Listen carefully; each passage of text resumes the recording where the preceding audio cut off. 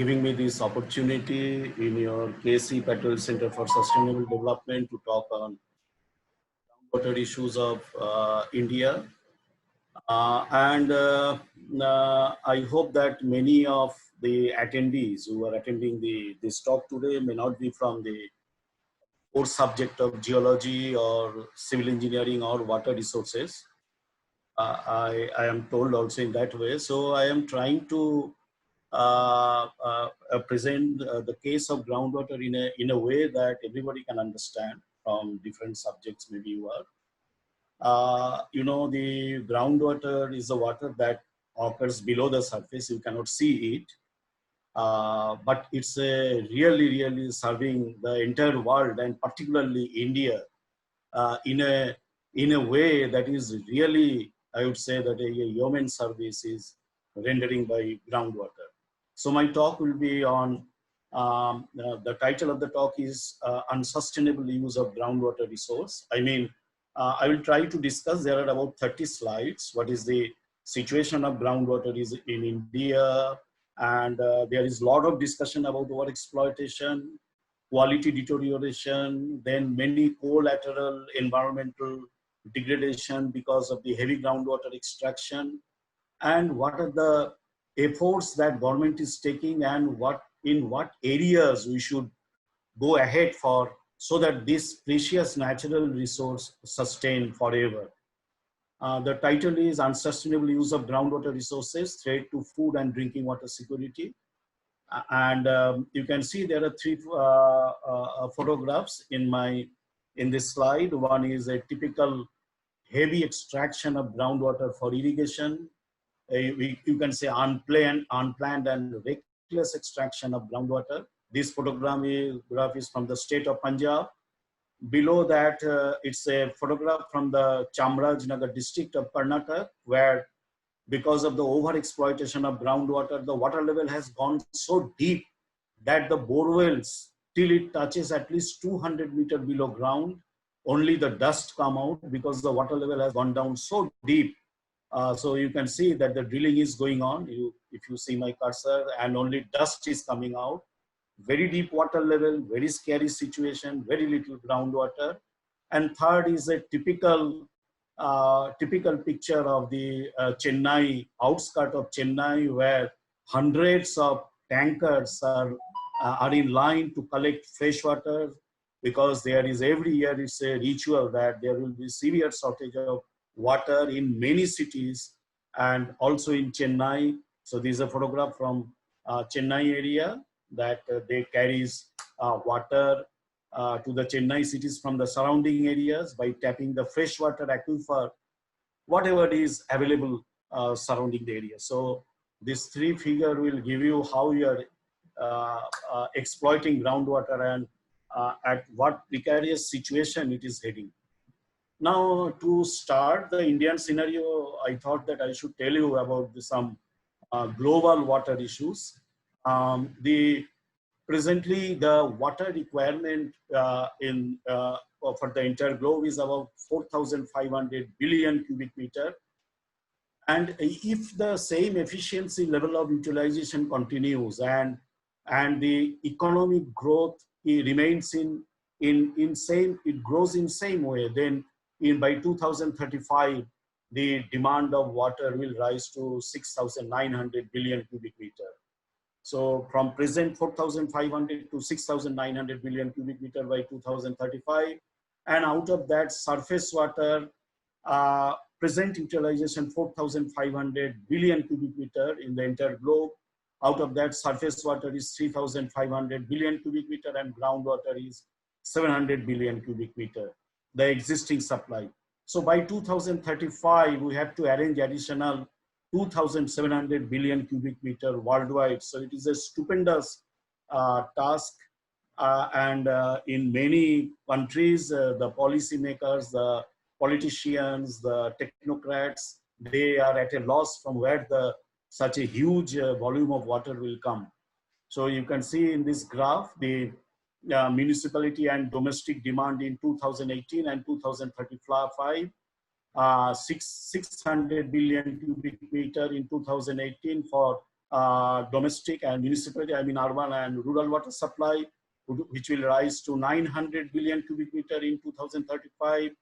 Then industry from 800 to 1500, and from agriculture, it's from 3100 to 4500 billion cubic meter. And when we come to India, so in India, the problem is particularly precarious because we have only 4% of our world freshwater resource, but 18% of the global population. So now, if you see the Indian scenario, there is a rising water demand in India from 2010 to 2025 and 2050. You can see from 710 billion cubic meter that was demand in 2010 to 2075, it will be 843, and 2050 the demand will be 1180 billion cubic meter. And in that demand, rising demand, the agriculture will be the main consumer. In 2010, 78% of the demand was from agricultural sector. By 2025, it has reduced to 72%. By 2050, the agricultural demand, though it will be 807 billion cubic meter, but it will constitute 68% of total water demand.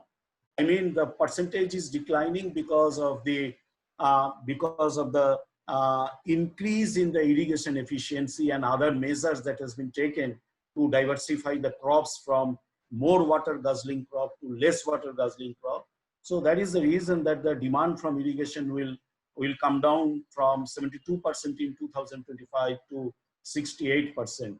But still we have to arrange 1180 billion cubic meter by 2050. And if you see the annual water availability in India, average annual water availability, it is 1123 billion cubic meter. Out of that, 690 billion cubic meter is from surface water and 433 billion cubic meter is from groundwater. So this availability varies from year to year depending upon the rainfall. Of course, it varies marginally, but you can say approximately 1100 billion cubic meter total water we have.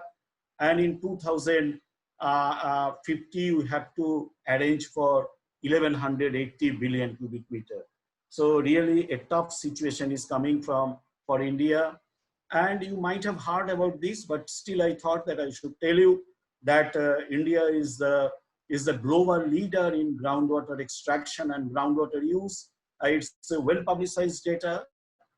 You can see the thousands of rigs are drilling every day, moving here and there in different parts of India. From which state you are, from which parts you are, everybody is eager to drill a well for irrigation, for domestic, for industry. So it's a picture of a well, we call it technically DTH rig that drills well in hard rock area, and a huge water is coming out. Obviously, it's coming out under tremendous water pressure. So water is coming out, gushing out from the well.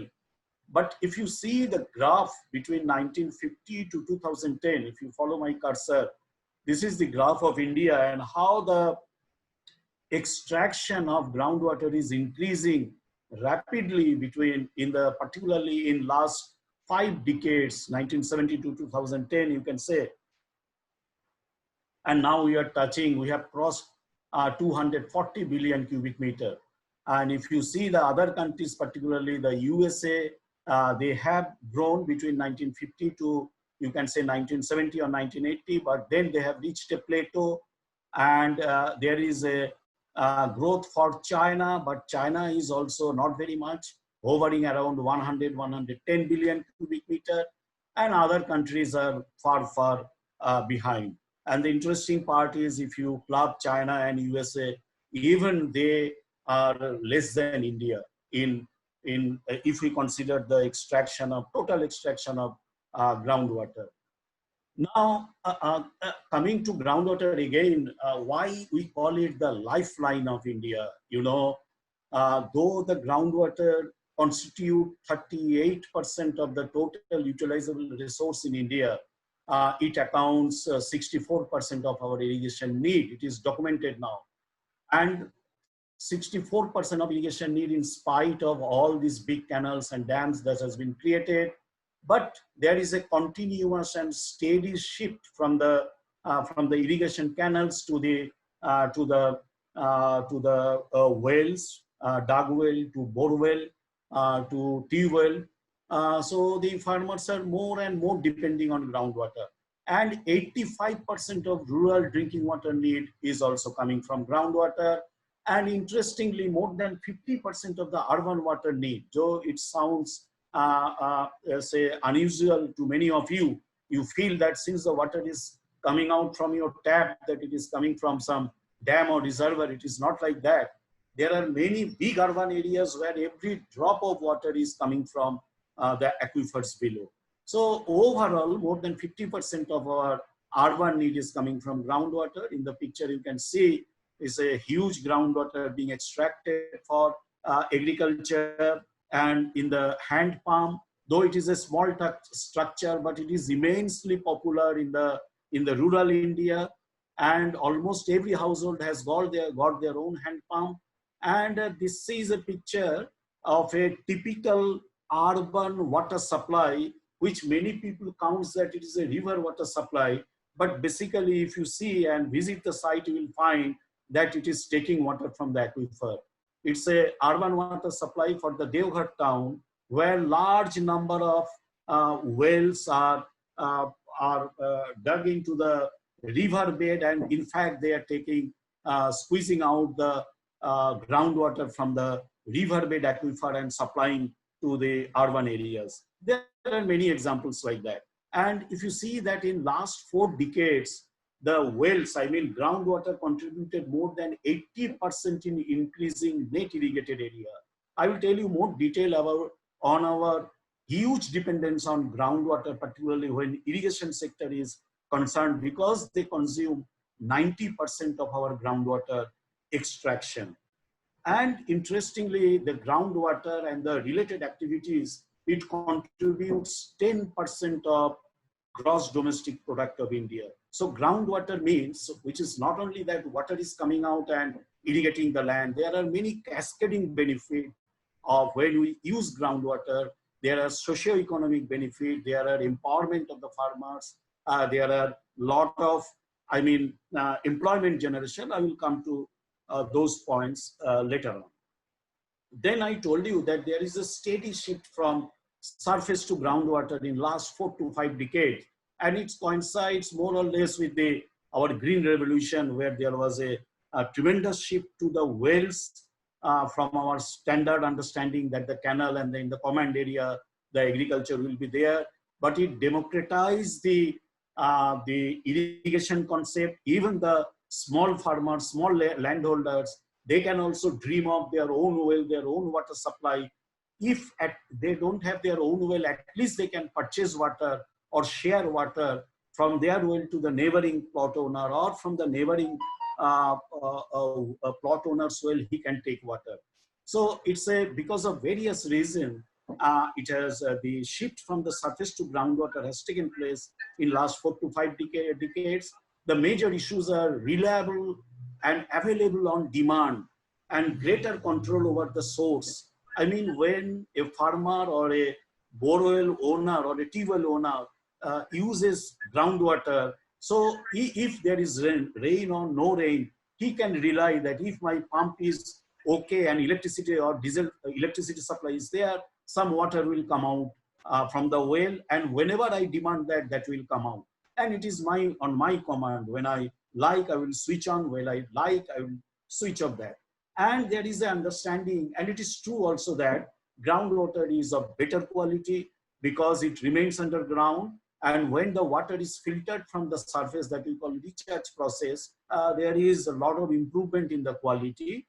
Of course, all qualities, all contaminants are not removed, but there is obviously an overall improvement in the quality. And there is a understanding, and it is true, that the groundwater is free from the bacteriological contamination.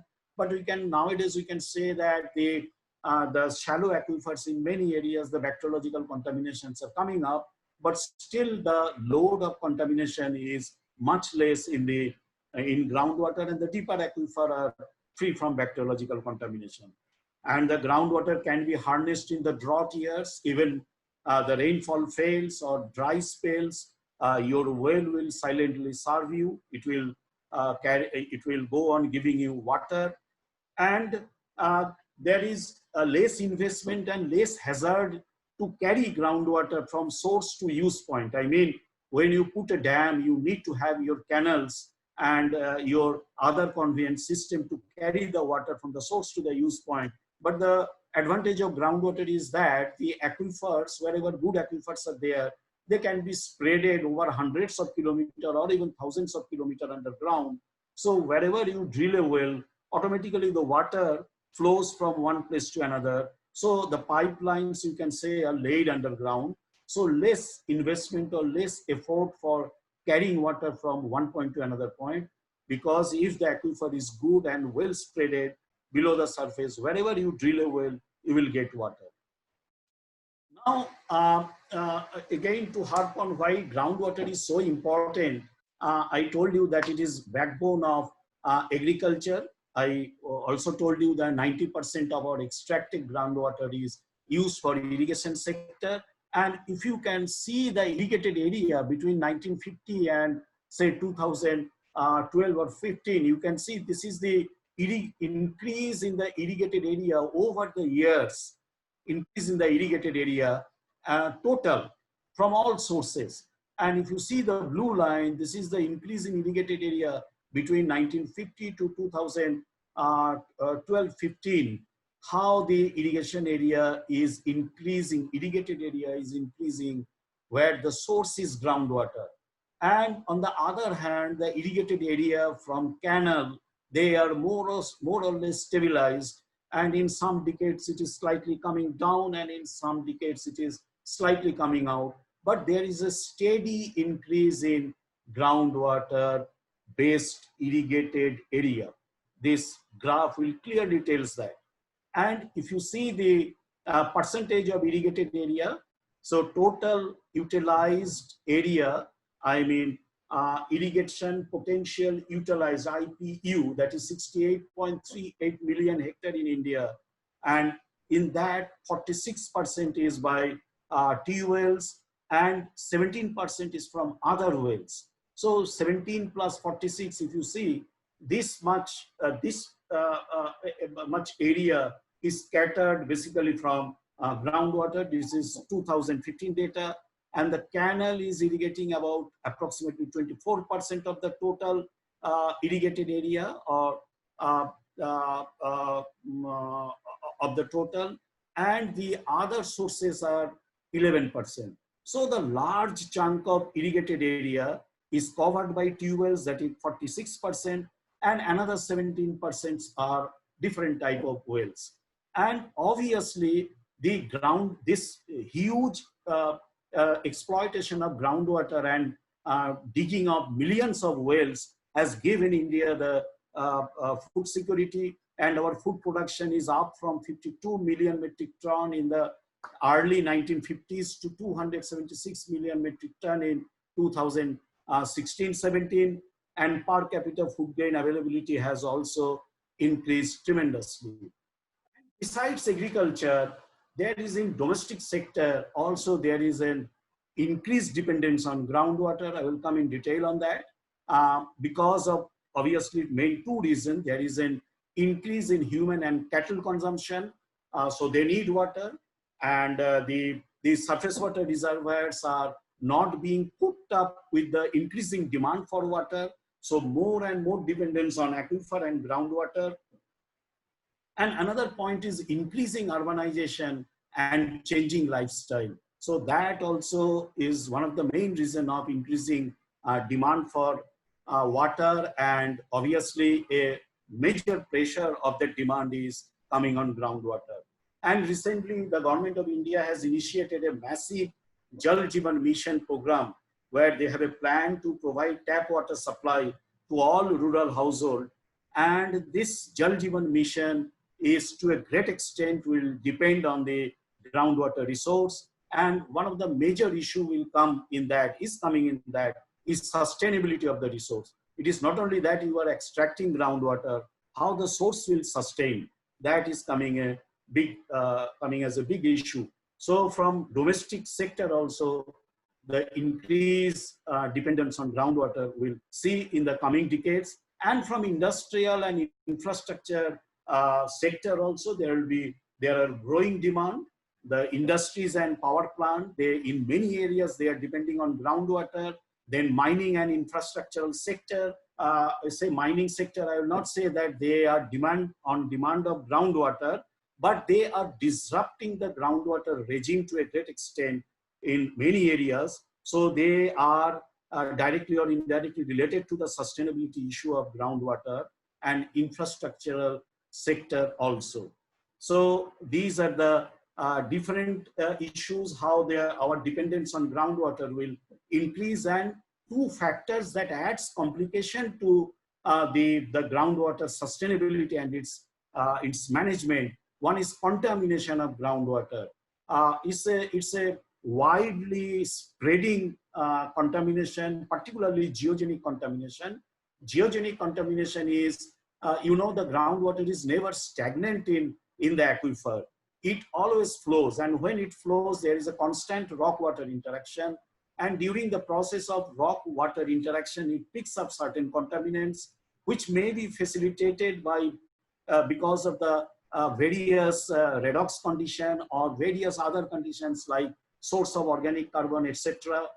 But the geogenic contamination or rock-water interaction originated contamination is spreading very fast throughout India, and it is becoming a major issue throughout India. And then climate change. And you all know that climate change is rendered spatio-temporal unpredictability in rainfall, its amount distribution, and obviously it is complicating the recharge to aquifers and also the extraction of aquifers. There is a pattern of extraction and which goes in tandem with the pattern of recharge also. But when there is a long drought spell or drought year, the extraction pattern also change, and that can slightly alter the pattern of recharge also, because both are interrelated. So the climate change is also imposing uncertainty and complexity in groundwater sustainability issues. Now, the reckless exploitation of groundwater, I told you, in many areas, the groundwater extraction is more than annual recharge. It's like a bank account. So every month my salary is coming into that account, and every month I am spending from my family. So the salary is recharge and the spending is the extraction. Now, when the extraction is more than recharge, we call it over extraction. Now you will ask me from where the extra money comes, from where the extra water comes. That extra water comes from the deeper aquifer system where the recharge has been taken place earlier, maybe 10 years back, maybe 100 years back, maybe thousands years back. So they are old groundwater, they are stored there in the deeper aquifer system. But when we exceed our annual recharge, when we exploit more than that, we are finishing our reserve of old groundwater. That should not happen. So because of the reckless overexploitation, the water level declines, we know it all, and the well yield reduces. I mean, if a well that yields 50 meter cube per hour, it reduced to 40 meter cube per hour, 30 meter cube per hour over the years, and many wells dries up also. There are lakhs and lakhs of wells. If you go to southern India, in peninsular India, in the Rajasthan, in Gujarat, you can find lakhs and lakhs of wells are dried up and lying idle. Then when the water level goes down, there are tremendous bearing on the energy cost. We have about 22 million wells working only for irrigation. So you can imagine what is the energy cost of running to 22 million wells. And if the water level goes down, and you can also imagine what will be the escalation in the energy cost. So when the water level declines, the energy cost also increases. And many people argue that the overexploitation of groundwater that triggers quality deterioration.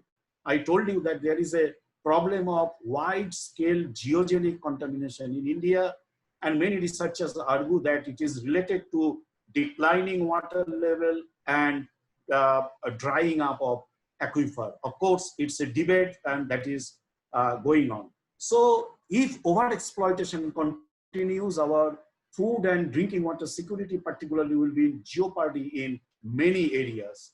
Now, to give you an idea of the extent of overexploitation in India, it's a famous paper. I thought that I should tell you about this. It's a Rodell and et al. In 2009, it was published. It used the GRACE data, Gravity Recovery and Climate Experiment satellite data. And for the first time, I would say, to the international audience, they have highlighted the huge overexploitation or net loss of groundwater resource and very precarious situation in the northwestern part of India, covering the state of Punjab, Haryana, Rajasthan, and the adjoining areas of Pakistan. You can see these red areas are the huge decline areas in the state of Punjab and Haryana and Rajasthan. But you will not believe that still the paddy cultivation is going there, which is a water guzzling crop. But I will come to that issue later. And the overexploitation in this part of India is categorized as one of the 3 most overexploited hotspots in the world. That is, one is, the other 2 are California, Central Valley, and the northern China province, where there are heavy overexploitation. So they are also mentioned along with India, but in India, they are far ahead in the extent and scale of overexploitation in comparison to the other 2 areas like California, Central Valley, or North China provinces. So these 3 are the hotspot of overexploitation, I would say. So I thought that I will tell you about the how the groundwater extraction is distributed throughout the world for your just knowledge and overall idea. You can see the more red and dense red spots means more intensely extracted groundwater. You can see the India is most densely, the dots are there, red dots are there.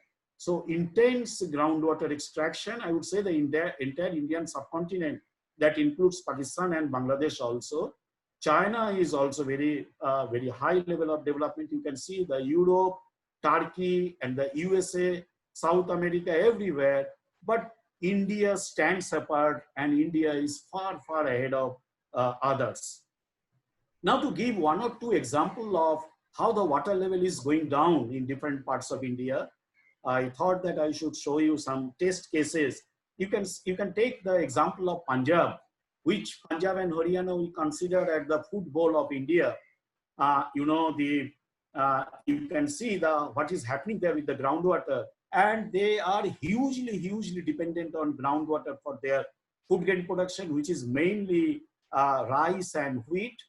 You can see in 1980, the water level was mostly within 2.5 meter below ground, 2 to 5 meter, and 0 to 2 meter, they are blue, light shade of blue and deep shade of blue, and at some places 5 to 10 meter. This is 1980, this is 1990, 10 years after.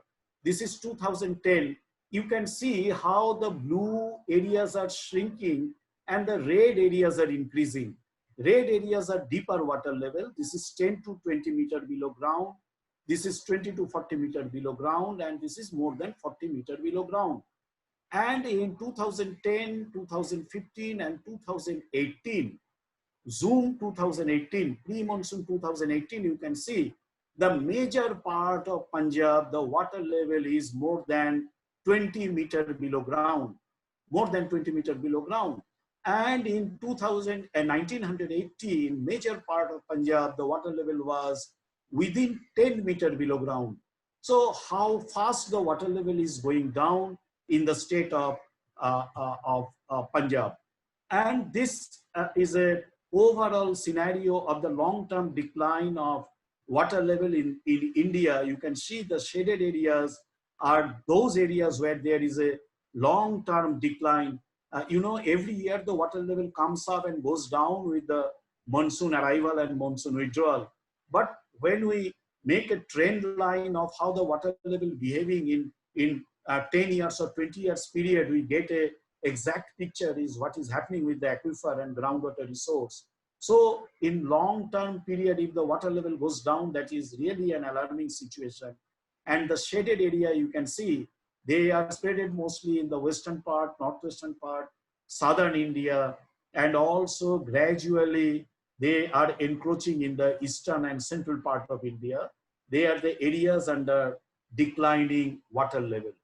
Now to give you a data on the latest estimation of the annual recharge and annual extraction, that is what is happening, and which are the overexploited area. So in total as a lump, the annual replenishable resource is 431 billion cubic meter at per the latest estimation, 432 billion cubic meter. And this is the total recharge, annual recharge you can say. And it is very meticulously done, this assessment. You know, there are 6,880 assessment units that India is divided into that. And the resource assessment and the extraction is calculated for each of the assessment units. It's a collaborative effort by the government of India and the state government, and it is being done very meticulously. So if the total recharge, total resource, that is total recharge, is 432 billion cubic meter as per the latest assessment, and the extraction is 249 billion cubic meter. So the extraction divided by recharge, that we call stage of groundwater development, that is 63%. So overall, 63% of the annual recharge we are extracting annually. So now when the extraction increases more than recharge, so it crosses 100%. So when it crosses 100%, we call it overexploited blocks. So overexploited blocks are presented in red color. So you can see they are mostly in the Punjab, Haryana, Rajasthan, large part of Gujarat, in Western UP, in dotted in Maharashtra, in widening areas in the state of Karnataka, Tamil Nadu, Telangana, etc. So reds are overexploited blocks. About 17% of the overexploited blocks or overexploited assessment units. So out of the total 6,880 assessment units, 17% of the units are overexploited, and they are depicted in red color, and you can see them mostly in this part of India. Now, when we call it safe, say safe assessment units are those where the stage of groundwater development is less than 70%. I mean where your annual extraction is less than 70% of the annual recharge. Semi-critical is 70 to 90% and critical is 90 to 100%. And I repeat, when it crosses 100%, it is overexploited. So in the eastern part and the central part is largely safe. I mean, a lot of groundwater is still there in the central part of India, eastern part of India, northeastern part of India. But in certain part, the situation is not that good.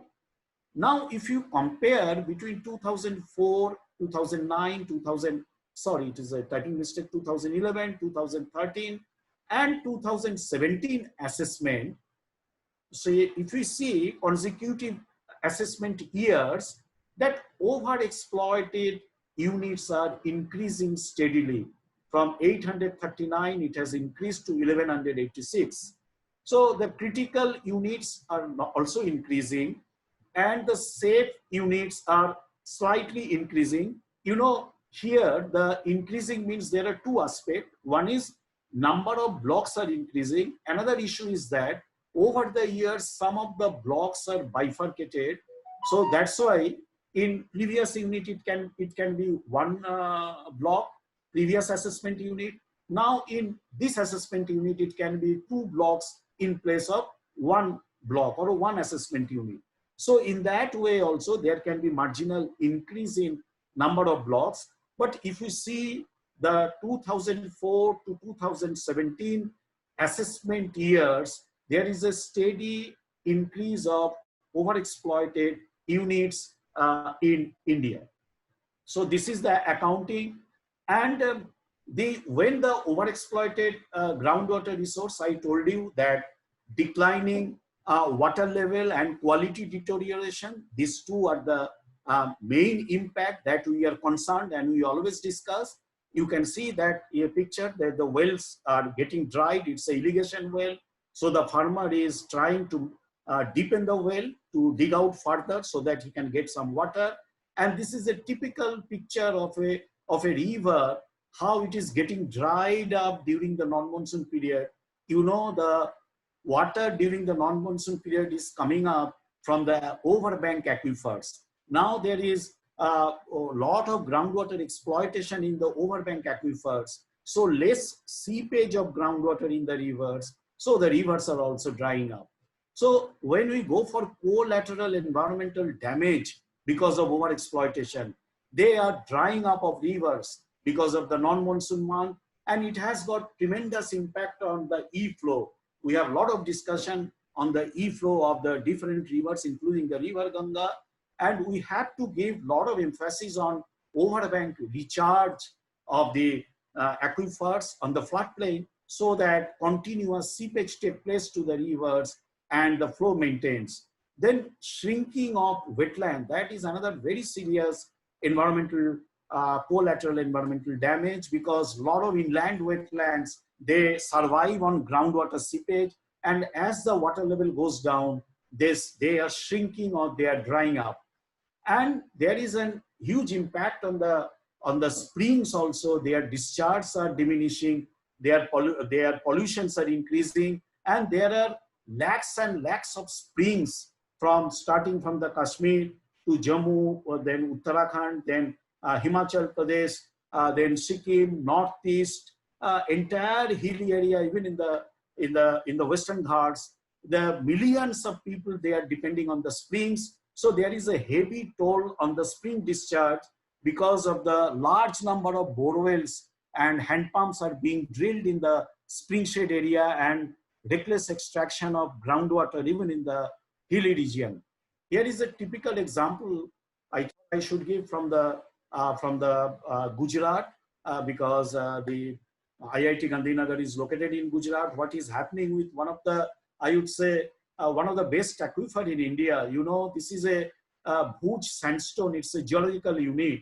It's spread about 2,500 square kilometer area in Kutch district of Gujarat. You can see my cursor.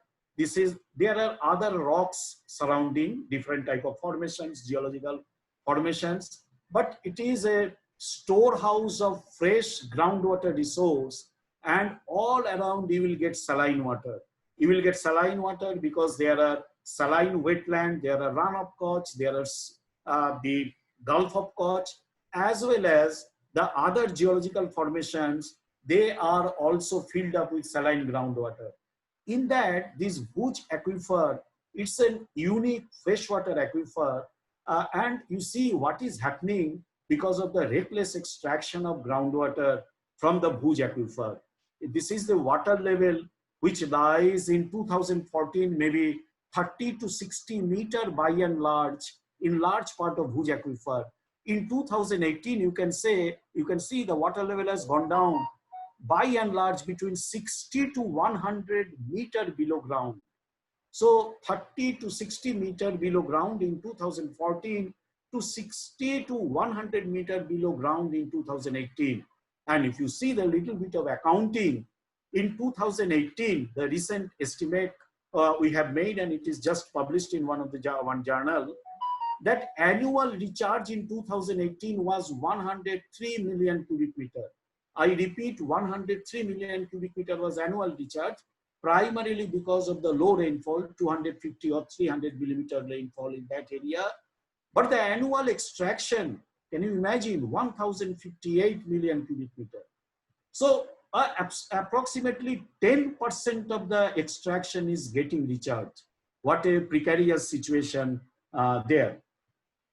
Now, I told you that because of over extraction, the water level goes down, and there is a huge impact on the groundwater in the energy bill also. So this is one issue I thought that I should tell you, that the energy billing, and many people call it water energy nexus. You know, the energy required for groundwater pumping, be it diesel or be it electricity, is by and large subsidized to free in major part of India. And it leads to a lot of over pumping also, unnecessary pumping also, and that leads to a lot of carbon emission. You can see that 45.3 to 62.3 million metric ton of carbon is annually released into groundwater because of groundwater pumping, and it contributes 8 to 11% of total carbon emission of the country. So to keep the carbon emission lower, we should go for the sustainable groundwater development, because if the water level remains close to land surface, so there will be less energy for pumping and less carbon emission for pumping. And if you see the divide, we call it energy divide. In the western part of India, southern part of India, the red areas are mostly electrically operated pumps. The green areas are mostly diesel operated pumps. But if you see the carbon emission, million metric ton district wise, you can see red means very high carbon emission, and the green means less carbon emission. So electrically pumped areas, the general understanding will say that there will be less carbon emission. But what is the reason? Because where electric pumps are operating, but still very high carbon emission, and diesel pumps are operating, but comparatively low carbon emission. The reason is the deeper water level in the western part and in the southern part of India. Though it is electrically operated, it needs a lot of energy and more number of pumps are there. That's why there is more carbon emission, more intense carbon emission in the western part. And in the eastern part, though there is a diesel operated pump, but because the groundwater levels are shallow, there is less carbon emission, less intense carbon emission in the eastern part and in the central part. Now to tell you about a few words about the geogenic contamination, because I told you that many people argue that the geogenic contamination is related to groundwater overexploitation. There are 4 geogenic contamination we consider. One is arsenic, one is fluoride, and obviously the salinity comes and the iron comes. Now arsenic is widely researched. There are many research articles publishing from India, from outside, from many countries of the world. And as per the latest estimation, the arsenic is reported from 21 states and 153 districts. And the level of arsenic, I mean the permissible level of arsenic contamination previously was 50 ppb, 0.05 milligram per liter, but now it is 0.01 milligram per liter or 10 ppb. It has come down. So the arsenic concentration is mostly concentrated in the Indo-Gangetic plain, in Assam, and also in the southern part. But major affected area is West Bengal, Bihar, UP, Assam, and also it is coming largely in Punjab and Haryana also. So, and this is a geogenic contamination. It is coming from the rock water interaction, and many researchers argue that it is coming because of the wide scale groundwater overexploitation and lowering of water level. Then fluoride contamination, another very important, very lethal groundwater contamination. That is, it is found in 20 states, in 335 districts. Of course, there are many data, but it is a considered data by Central Groundwater Board, by considering different reports and all that, that 335 districts are affected. And it's a recent research that has been carried out, how the population in the high risk areas are distributed. You can say the people per kilometer square, 300, dark red means 300 people, less red means 225, 150, 75. So you can see the areas where the large number of peoples are at risk of fluoride contamination. You can find it in the Punjab, in Haryana, in Western UP, in large part of Rajasthan, Gujarat, then Telangana, then Karnataka, Tamil Nadu, and etc. And in the white part, coming towards white color, they are less probability of number of people of getting fluoride contaminated. And the fluoride contamination limit is 1.5, the permissible limit, milligram per liter. And this is the probability of fluoride distribution. What is the probability that if you collect a sample that the fluoride concentration of more than 1.5 milligram per liter will come? You can see the gray color and the chocolate color areas are high probability that you will get fluoride contaminated in your groundwater, and the green colors are less probability that you will get fluoride contaminated. More and more green means less and less probability of getting fluoride contaminated groundwater, and more yellow and chocolate color means more higher and higher probability of getting fluoride contaminated groundwater. Now, why we must strive for sustainable use of groundwater? I told you, but I must tell you some certain points that to what extent the groundwater is serving to our nation. And I told you that about 10% of our GDP is coming from groundwater. That is the reason we must go for its sustainability all out. See, I will give some more data to you. The groundwater irrigation economy in our country is valued 75 to 80 billion US dollar. And it's a tremendous economic importance also. The groundwater based irrigation flourished in 1975, but it has created more irrigation in last 30 years, the groundwater based irrigation, than in comparison to the huge public investment made in canals in last 170 years. So you can realize its importance. But I would say that it is not only the 75 to 80 billion US dollar. The groundwater has got tremendous socio-economic benefit also. It contributes 80% of our irrigated farm output of our country. The groundwater has got immense role in drought proofing and improved farm wages. You know, the many marginal and the poor farmers, small farmers, they depend on groundwater when the rainfall fails.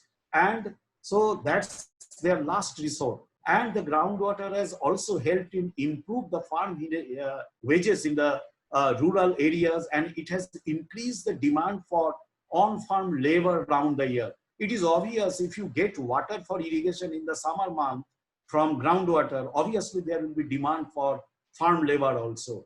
So there is a strong logic that the groundwater is a pro-poor inclusiveness. It is not that for the elite that whose lands are located just beside the canal and they are getting water.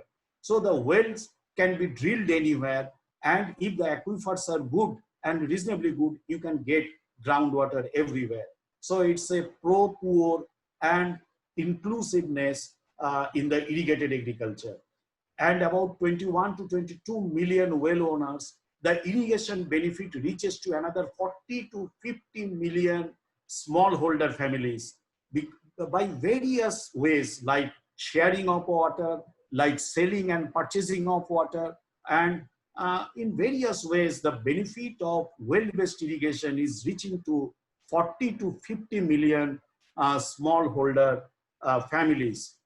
So besides that, the rural and drinking water security is also very, very important besides the irrigation, the issues that I have told you, the agriculture issues, then urban water supplies and for industries also. You know, all know about the rural drinking water. I told you about that. But urban water supply, I will give you one example that how important it is. It's an example of the Patna urban area. The population is about 3 million. This is the aquifer distribution of the Patna urban area, three-dimensional aquifer distribution. And the blue areas are the very good aquifer. It is located just beside the Ganga. But you believe that every drop of water for Patna urban area is coming from groundwater. And interestingly, there is no recharge from the Ganga for the groundwater that is being extracted from Patna, though it is located on the bank of Ganga. Because of the peculiar aquifer situation there, the aquifer from which the groundwater is extracted, that is getting recharged about 50 to 60 kilometers away from the Patna town. So there are, and this graph shows you how the water level is declining in the Patna urban area, and it needs recharge, but because of the good rainfall and very good, I would say, potential aquifer, there is not much groundwater crisis in that area, and aquifer is serving very well.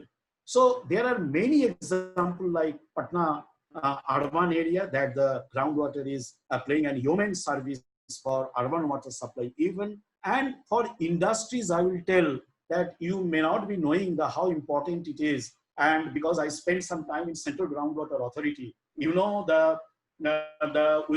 government of India is very strict about those industries who use groundwater, and they had to apply, they had to get no objection certificate from Central Groundwater Authority when they go for groundwater extraction. And the application for no objection certificate, NOC, is piling up and piling up. So more and more industries, they are trying to rely on groundwater more and more. Now, what are the mantras for sustainable groundwater use? How we can achieve it?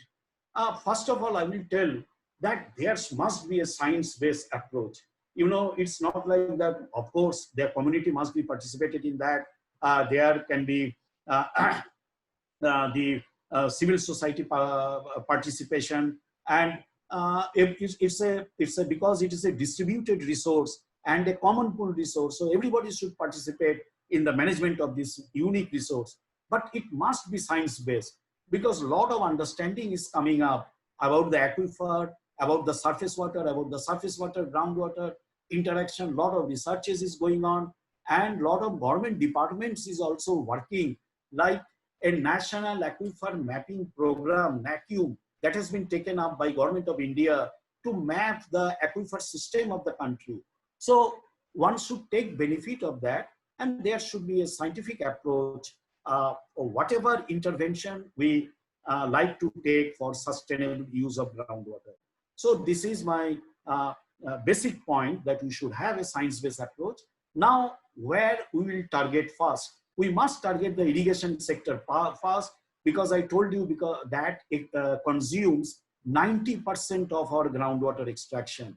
And if you see the agriculture water consumption meter cube per hectare, the India is ahead of many other countries. 4,060 meter cube per hectare we are utilizing, in comparison to, you can see the USA 1138 meter cube per hectare.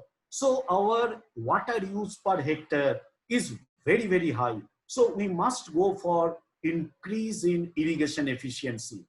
So increase in irrigation efficiency means we should go for micro irrigation. We should go for cropping practice that consume less water. So crop diversification. So this is a photograph of lot of areas are converting into drip irrigation, horticulture, vegetable cultivation also, and lot of work is going on. Research is also going on drip-based paddy irrigation, wheat irrigation also. So I have visited one such place in the state of Haryana. So that's the is a picture on that. So we should target the increase in irrigation efficiency. Then we must go for crop diversification. You see, we always look for land productivity, how much our food grain is coming from 1 hectare of land. But we must also consider the water productivity and overall agricultural sustainability. How much food grain is coming from use of 1 meter cube of water? I have given you 2 examples. One is from state of Punjab, state of Haryana in the Kurukshetra district. Here you can see they are going for flood irrigation. It is a hugely overexploited area. The stage of groundwater development is more than 200%, but still flood irrigation based paddy cultivation. And another picture is from Ahmednagar district, Maharashtra. It is also an overexploited area, but still they are going for the sugarcane cultivation. There may be some socio-economic reason, some compulsion by for the farmers to cultivate the water guzzling crop in those areas, but they must think of it, and government is taking various effort. I am not going into detail in that. Various state government of India, various regulations are being passed, various laws are being made, various incentives are being declared, including the Atal Bhujal Yojana. A nice project has come up for demand side intervention, so that the government is taking all out effort. So first one I told you, go for irrigation efficiency, and then we must go for crop diversification. Then another very important point is we must go for artificial recharge. In artificial recharge, we spend a lot of money, but I will say that we are spending little bit mindlessly. You know, the maximum being spent in the Manrega program, maybe 20-25,000 crore rupees in a year. But Manrega program has got other main objective is the poverty alleviation. So they go for water harvesting and artificial recharge also, but they are now also looking into the aquifer situation and hydrogeological situation because before making any large plan for water harvesting, artificial recharge in any areas. But I must say that artificial recharge, wherever any plans are being made, it must be dovetailed with the scientific and technological understanding. I mean, understanding of the aquifer system, and with proper design of artificial recharge structures. I will give you two examples. One example in the left-hand side, you can see my cursor. The red areas are the underground. This is a slice 30 meters below ground, a slice of the aquifer, horizontal slice. The red means they are the sand areas, 30 meters below ground. So whenever you should go for artificial recharge in those areas, you should not go for the green areas. You should go for the red areas because you get sand layers, and the sand layers, if they are depleted, they will absorb your recharge water. So if you put, say, 5 crore rupees in the green area, your money will be waste. So your artificial recharge structure will be in the red areas, or at least in the yellow areas where aquifers are there, sand layers are there. Now this is a vertical section, three-dimensional section. Here you can see that the different aquifers are there, aquifer 1, aquifer 2, and in between green color are the clay layers. Now in this part, the aquifer 2 is highly overexploited. So here, if you go for artificial recharge, you should go for aquifer 2, not for aquifer 1, because aquifer 1 is desaturated. So my point is, in this place, you target the particular aquifer which needs artificial recharge for getting the optimum benefit of that. Then the other mantras are community participation. It must be there because there are 20 million wells, there are marginal farmers, there are small farmers, and since it is a millions of wells, often it is referred as atomistic development of groundwater. So stakeholder and communities must participate in its management. That's why in Atal Bhujal Yojana and in many other schemes, it is being emphasized that there should be a water budgeting and water security plan for the villages also. So the community participation is very important, and then reduce energy footprint of groundwater. I mean, we should go for a less and less energy consumption for groundwater extraction. There are many ways. I'm not going into detail into that. Basically, the ways are the rewarding the farmers for per unit of power saved. Very innovative schemes are projects are being run in Mumbai, in Punjab, that if you run your pump less and less hours, you will get more incentive. So people are running less hour of pumping. They're going for less hour of pumping and earning incentive and less consumption of electricity. And you can go for the appropriate pricing of energies also. The farmers can be subsidized through direct benefit transfer, and that will reduce the unnecessary pumping hours.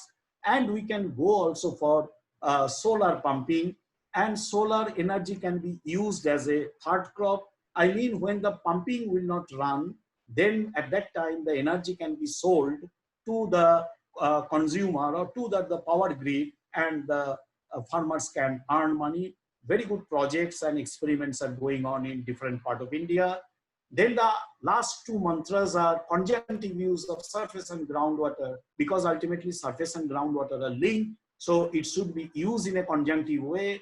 Where there is excess surface water, use excess surface water. Where there is abundant groundwater, even use abundant groundwater and use them in tandem. Then regulating groundwater extraction.